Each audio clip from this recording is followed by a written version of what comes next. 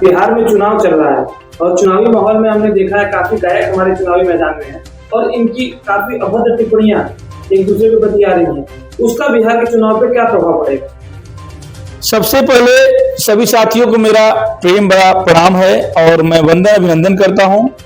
देखिए, एक बात तो जान लीजिए, ये जो बिहार में चल रहा है यह न कलह है, न कोई युद्ध है, न कोई आपसी रंजिश है, बल्कि है क्या, सत्ता सुख की लालसा, बड़ी महत्वाकांक्षा पाले हुए लोग, जिनको गहरी रिश्तों और रिश्तों में बहुत हल्कापन है। यही खेसारी लाल यादव जी सबको बड़ा भैया पिता तुल्य मानते हैं, ऐसा बयान लगातार देते रहे हैं।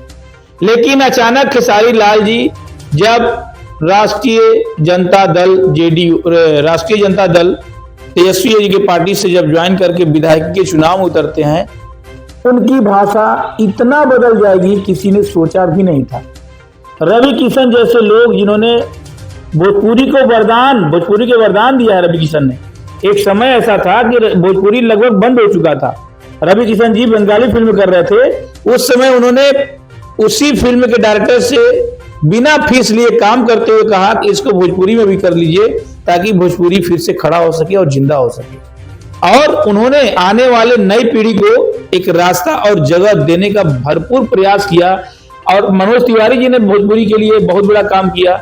लगभग भोजपुरी बंद हो चुकी थी।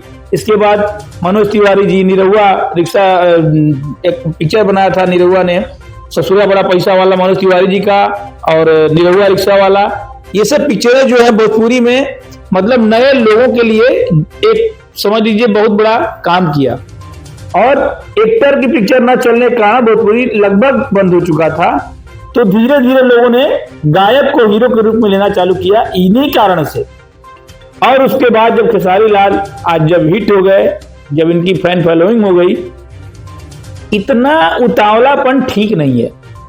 अभी तो निरहुआ ने उनको एक नया नाम दिया है आज, उसको यदमुल्ला, मतलब जो मुल्ला का आका और यादवों को जो है नाम बजा रहा है। उन्होंने कहा कि ये तो कृष्ण वंशज भी नहीं है। इस आधार पे जो है, क्योंकि उन्होंने मंदिर पे, राम मंदिर पे टिप्पणी की, राम मंदिर की जगह अस्पताल और ये होना चाहिए। अरे तुम कितना जानते हो राम मंदिर के बारे में? हाँ, राम मंदिर एक दिन का तप और तपस्या थोड़ी है, हजारों लोगों का बलिदान है, खून की होलियां खेली गई थी। और उसके लिए बताइए, मुगल सल्तनत का आका आकर यहाँ पे मंदिर तोड़ देता है और कितने सनातनियों को खून की नदियों से गुजरना पड़ा, कितने माँ को अपने पुत्र को खोना पड़ा, कितनी बहन को कलाइयाँ अपने भाई की टूटा हुआ देखना पड़ा। और आज कुछ राजनीति के, अब ये हो क्या रहा है, देखिए जो ये बोल रहे हैं ना, ये बुलवाया जा रहा है, ये खुद नहीं बोल रहे हैं। चाहे तेजस्वी बोल रहे हो, चाहे रवि किशन जी बोल रहे हो, इसके पहले आपस में इन लोगों में बड़ी प्रेम भाईचारा देखने को मिलता था। एक दूसरे के गले लगाना और पैर छू करके अपने दूसरे के प्रति अभिवादन व्यक्त करना।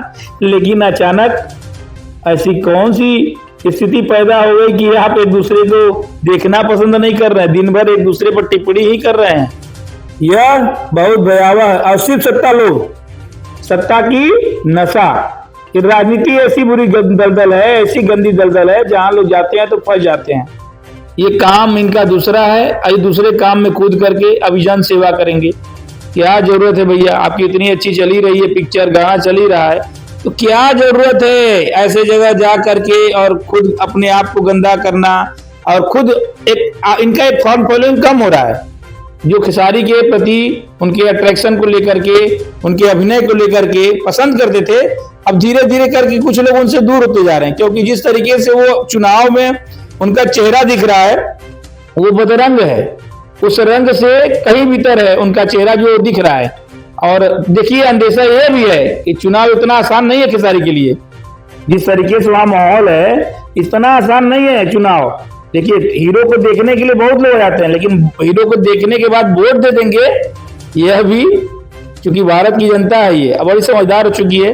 बिहार इस समय बदहाली की हालत में है और उसको अगर वाकई विकास की ओर लेकर चलना होगा तो बहुत सूझबूझ के साथ अपने वोट का प्रयोग करना होगा। इन्हीं शब्दों के साथ मैं वाणी को विराम देता हूं। जय हिंद, जय भारत।